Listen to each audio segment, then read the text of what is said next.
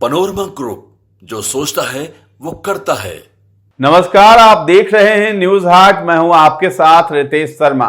बिहार में बीते दिनों मुजफ्फरपुर की एक दलित बच्ची के साथ दुष्कर्म का मामला सामने आया था और जो आरोपी था दुष्कर्म करने वाला वो फरार चल रहा था, जिसको लेकर के खूब बिहार में हो हल्ला मचा था और विपक्ष ने भी खूब शोर मचाया था और सरकार पर सवालिया निशान भी उठा दिया था, जिसको लेकर के जो है भाजपा के ही डिप्टी सीएम विजय सिन्हा ने जवाब दिया और उन्होंने गुरुवार को वो मुजफ्फरपुर भी पहुंचे थे और वहां पर जो है उन्होंने ये बड़ा ऐलान कर दिया और प्रशासन को खुली छूट दे दी थी कि आरोपी के घर को बुलडोजर से ढा दिया जाए। जिसके बाद जो है प्रशासन हरकत में आई और आरोपी के घर और होटल को बुलडोजर लेकर पहुंच गई ढहाने के लिए। जिसके बाद जो है आरोपी ने डर से जो है अपने आप को सरेंडर कर दिया प्रशासन के सामने और जिसको लेकर के विजय सिन्हा पर जो है ये वाहवाही लूटने लगे और साथ ही साथ भाजपा भी इसकी वाहवाही लूटने लगी।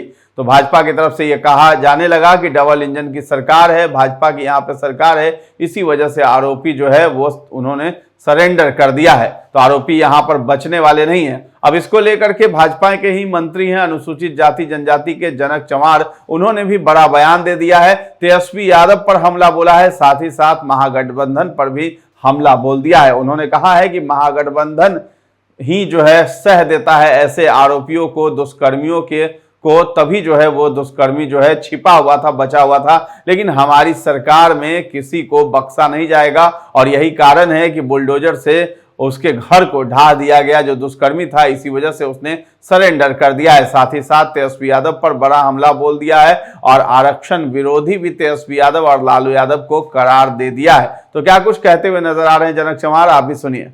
सहयोग कार्यक्रम में बिहार के जनता जनार्दन जिसका कहीं कामों में बाधाएं आती है, परेशानियां आती हैं, वो कामों को लेकर के सीधे भारतीय जनता पार्टी कार्यालय में सभी मंत्रियों को सहयोग कार्यक्रम में बैठ करके वो जनता जनार्दन की सेवा करने का, उनकी बातों को सुन करके त्वरित निष्पादन करने का ये अवसर मिलता है। तो कहीं सीओ, कहीं वीडियो, कहीं थाना, छोटे छोटे कामों को लेकर के लोग आते हैं, उनके कामों को हम लोग उन्हें निष्पादन करते हैं। जो लगातार पीएमसीएच वाले मुद्दे पर विपक्ष हंगामेदार है, लगातार दलित बच्ची के साथ हुआ है, विपक्ष कह रहा है कि सरकार नाकाम, स्वास्थ्य सेवाएं नाकाम हो गई है। दुर्भाग्य है, अगर इस तरह की घटना घटती है तो उस पर राजनीति नहीं करना चाहिए। राजनीति करने का कोई जगह नहीं है। लेकिन मैं पूछना चाहता हूँ, मैं भी एक दलित परिवार में जन्म लेकर के आज सरकार के मंत्री परिषद सदस्य होने के नाते विपक्ष के नेता से श्री तेजस्वी यादव जी से जानना चाहता हूँ, जरा ये भी तो बताते कि बिहार में 38-39 जिले में अगर इस तरह की अप्रिय घटना घटती है तो अपराध कौन है, अपराधी का नाम भी थोड़ा बताते। अगर 10 अगर हत्याएं हो रही है, 5 हत्याएं हो रही है, तो हत्या के पीछे अपराध कर्मी कौन है? अगर पुलिसिया कार्रवाई करती है तो अपराध कर्मी को पता चलता है कि महागठबंधन का ही संरक्षण प्राप्त है। ये दुर्भाग्य है, इस पर राजनीति करने का कोई औचित्य नहीं है।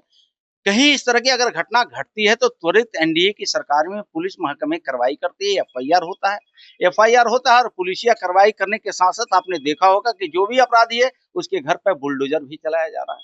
तो जनता का जनादेश एनडीए के पक्ष में और जनता एनडीए जनादेश लेकर के जनता के कामों को, आकांक्षा को पूरा करने में आज आगे बढ़ के काम भी कर रही है। राहुल गांधी कल काफी गंभीर आरोप लगाए हैं। लगातार उनका कहना है कि प्राइवेट लोगों को जमीन दी जाती है अस्पताल बनाने के लिए, लेकिन एक भी दलित उसका मालिक नहीं। राहुल गांधी जी कितना क्या बोलते हैं, उनके पार्टी में ही उनके गठबंधन के नेता ही उनके बातों को तवज्जो नहीं देते हैं। राहुल गांधी जी जिस विषय को लेकर के जनता के बीच में सवाल कर रहे हैं, ये सवाल का जवाब उनके दादी जी के शासनकाल में श्रीमती इंदिरा गांधी जी, काका कालेलकर कमीशन, अति पिछड़ा आयोग तो कभी इंदिरा गांधी जी ने तो बनाया ही नहीं। बाबा साहब डॉक्टर भीमराव अंबेडकर संविधान के निर्माता, कभी भारत रत्न का सम्मान आपके दादी जी, आपके पिताजी ने दिया नहीं। संविधान को आपने कभी सम्मान दिया नहीं। संविधान दिवस अगर मनाने का अवसर आया तो नरेंद्र मोदी जी ने मनाया। संविधान का अक्षुण अगर करने का, दलितों को सम्मान करने का अगर अवसर आया तो मोदी जी ने किया। तो किस बात से राहुल गांधी जी लोगों को मूर्ख बना रहे हैं? आपके ही पिताजी की सरकार रही है ना, आपके दादी जी की सरकार रही है, आपके नाना जी की सरकार रही है। आपने दलितों को मूर्ख बना के रखा। दलित हो, अकलियत हो, पिछड़े समाज के लोग हो, आपने दिया क्या? परिवार से तो बाहर आप लोगों ने निकला नहीं।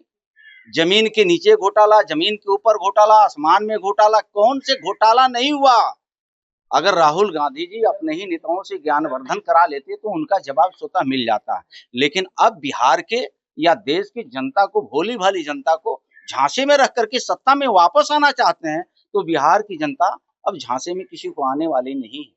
देश के नेता नरेंद्र मोदी जी, राज्य का नेता नीतीश कुमार जी के नेतृत्व में ये चौमुखी विकास हो रहा है। विकास के नाम पर समाज आगे बढ़ रहा है। विकास ही सर्वोपरि मान के जनता अपने जनादेश देती है। सर, एक अंतिम सवाल है। तेजस्वी यादव के साथ जो सड़क हादसा हुआ उस पे रोहिणी आचार्य का कहना है कि ये साजिश के तहत किया गया है, क्या बोलेंगे? अब एजेंसी उनके पास होगा, कोई रिपोर्ट आ गया होगा, वो एजेंसी उन्हीं के घर में होता है, तो शायद इसकी जवाब तो वही दे सकती है, अगर इस तरह का साजिश का खुलासा करें। सर, एनडीए में सीटों का बंटवारा की कब तक चर्चा है, कब फाइनल हो जाएगा? ये महागठबंधन के लोग पहले अपना निपट लेना। एनडीए में कोई समस्या नहीं है, एनडीए अपने आप में है, जनता कह रही है।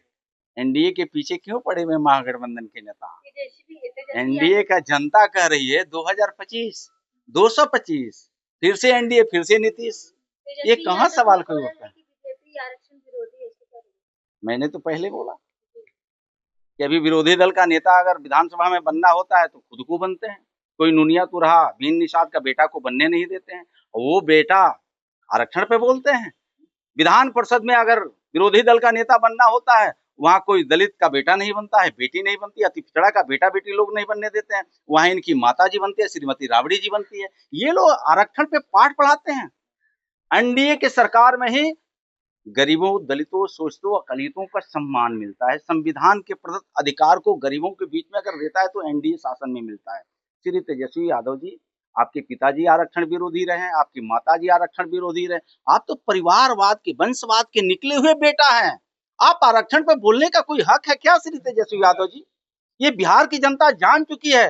झांसे में लेकर के सत्ता में लौटना चाहते हैं, और बिहार की जनता गलती करने वाली नहीं है। लेकिन 50% सीलिंग पर आप लोग का क्या कहना है? उन लोगों का लगातार डिमांड है। कल राहुल गांधी ने भी कहा कि जब जनसंख्या ज्यादा है इस समाज की, तो सीलिंग क्यों है 50%? मुझे लगता है कि जनता जब जनादेश एनडीए को दिया है तो जनादेश के पालन करना चाहिए।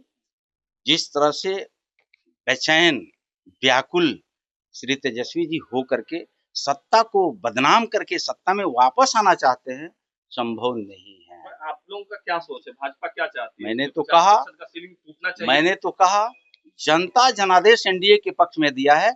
जनादेश का जब जनता स्वागत किया है तो जनता का जो निर्देश होता है एनडीए उसको पालन करती है।